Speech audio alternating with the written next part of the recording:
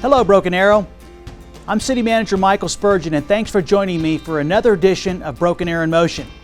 There are so many great things happening in our community right now, and I'm very excited to share this month's update, so let's get started. Now that last month's frosty temperatures have quickly transitioned to spring, our construction crews are hard at work on several exciting projects throughout the city. Let's kick this month's segment off in the area of parks and recreation. First up, the Broken Arrow Creek Trail Phase 1 is currently under construction. This is an important connectivity project in our community. Our ultimate goal is to provide a safe trail for biking and walking from our Liberty Trail in the south part of our city to the Rose District. According to ODOT, the project is approximately 33% complete. They are also working on several stormwater drainage structures and construction of the multi-use trail from Arrow Springs Elementary to north of the Freshman Academy. The trail will continue north across East New Orleans Street along the west side of South First Place to East Ithaca Place. Again, this trail is one of the many examples of why we want to make sure we have more connectivity throughout our community. We definitely want to make it easier for folks to get from place to place. Moving on, the Community Garden Initiative at our Central Park is taking great shape. The benefits of community gardens are enormous. They provide increased access to fresh foods, improve food security, and encourage physical activity through gardening maintenance activities. They can also provide a sense of community involvement and residential empowerment. Studies have shown community gardens can improve dietary habits, increase fruit and vegetable intake, reduce the risk of obesity and obesity-related diseases, and improve mental health and promote relaxation. The new 100 by 100 garden site already has 10 raised bed planters and have been assembled and filled with a gravel soil mix, and 10 more raised bed planters are on the way. A compost bin will also be constructed as a part of the project, and a citizens group will help finalize the garden's layouts, bed rental fees, and user agreements. I am very excited to see what this community garden will produce for our city. The project should be completed in about 60 to 90 days. Stay tuned this spring to find out how you can get involved in our new community garden. Speaking of getting healthy, you won't want to miss an exciting new event next month at New Orleans Square called the Get Fit Festival. With vendors focused on your mental, physical, emotional, and spiritual health, you'll be able to get into tip-top shape. We will have free classes throughout the day as well as seminars on popular fitness topics. For more information or to be a vendor at the event, please go to Get Fit Festival on Facebook. At this time, I would like to introduce our new Recycling Outreach Coordinator, Galea Albano. As recycling is an important aspect of any conservation and environmental program, Galea has a strong interest in helping create a model, efficient recycling program here in Broken Arrow. I just want to welcome Galea to the team. I know she's going to do some great things. And I have great news for you this month. The new Challenger Event Sports Complex opened on March 13th. The recreational sport of slow pitch softball continues to grow, and now BA has two of the premier places to play in the region, Challenger Sports Complex and the Indian Spring Sports Complex.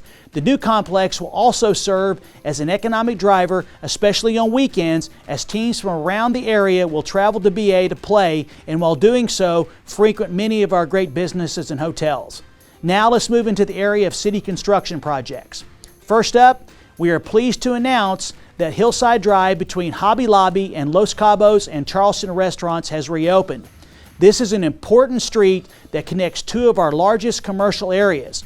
I want to thank all of the business owners and residents in the area that have been waiting patiently for this road to reopen. It was unfortunate we had to close the road, but in the interest of public safety, we feel like it was the best decision at the time.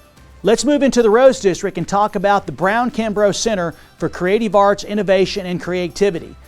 The contractor is pouring the slab on grade. There have been some delays in acquiring steel due to the COVID pandemic, but we anticipate structural steel to be on site and to start going vertical within the next couple of months.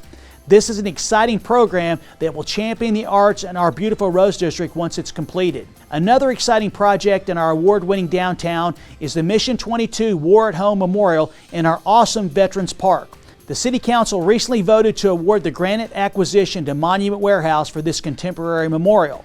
The city is working on getting signed contracts, insurance, and bonds together. We anticipate it will take between 6 and 9 months to procure the granite. We do plan on starting the remaining work on site and will be ready when the granite arrives. Here's an update on a couple of projects that are very close to my heart, and that is the Senior Center Annex and our Veterans Building. Bravo Builders has been issued a notice to proceed on the Senior Annex project as of March 22nd. This project has a timeline forecasted for completion just before the summer of 2022. The contractor plans to start work on this project before the end of March.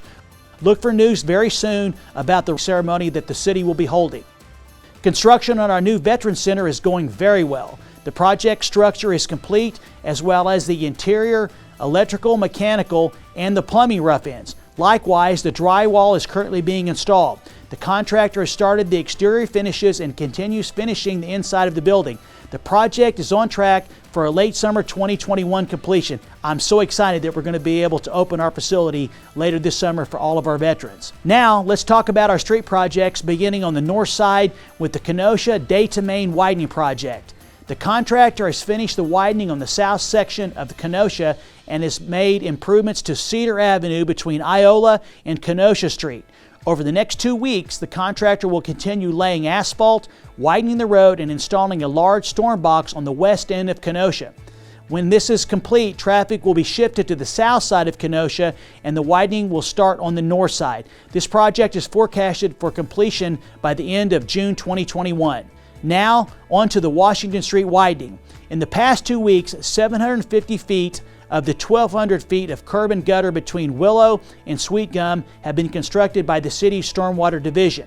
The Stormwater Division also constructed the decorative concrete in front of the retaining wall. They will also backfill, grade, and sod areas along the north side of Washington very soon. The first 2 lifts of asphalt were installed by the street department for the 750 feet of newly constructed curb and guttering. The fence on the south side of Washington Street has now been installed. Installation of the fence on the top of the retaining wall on the north side of Washington Street has also been completed. The contractor, R&L Construction, continued construction of the bike path along the north side of Washington Street and has completed about 95% of that work.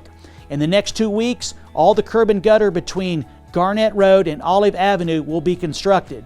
The bike path on the north side of Washington Street will be about 99% complete. We're almost there, folks. The final 2 lifts of asphalt for the 2 westbound lanes should be applied as soon as the weather permits. And then finally, backfilling, grading, and installation of sod will continue. The final lift of asphalt for mainline Washington Street from Granite Road to Olive Avenue will be substantially complete in just a few weeks, folks. The only work that will remain is backfill, grading, sod, and striping. This is such great news for our community, and I just want to thank Rocky Hinkle and his team for all the great work to pick up this project.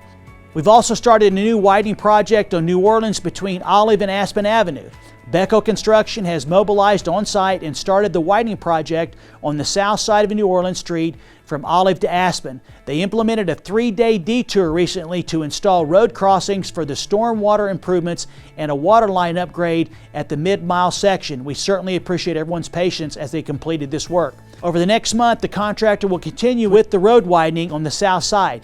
Once they complete this section, they will then shift traffic to the south this summer and start the north side widening efforts. The project is forecasted for completion in January 2022. Further south on Florence Street, the contractors finished leveling the new widened portion of the existing roadway and has completed the profile milling in preparation of the installation of the surface course asphalt. The final lifts of asphalt and striping of the 1-mile section are nearing completion. The crews are now laying sod and finishing the additional sidewalk to the south. This project is expected to be completed within the next 2 or 3 weeks. Great news for that area of our community. I'll finish this month's update with a quick note on our 2 new fire stations currently under construction. First up, Fire Station number 3, which is in the final stages of construction with site improvements around 75% complete.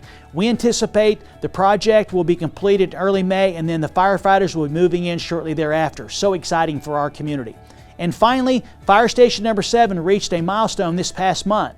The station's metal apparatus base structure is now assembled and the wall framing has started. The living quarters masonry walls are going up fast and we're currently 75% complete of that work. The project is on track for completion in the late fall of this year. Wow, as you can see, we're very busy making BA a better place to live, work, and raise a family. Folks, I'm worn out just talking about all the great things that have happened this past month in our community. That's it for this edition of Broken Arrow in Motion. Just a quick reminder, if you have a project or initiative you'd like for me to mention in a future update, please feel free to email me at mspurgeon@brokenarrowok.gov. I'll work with our communications team to provide that update. Okay, until next month, please stay safe, have a happy and blessed Easter, and I look forward to seeing you around town.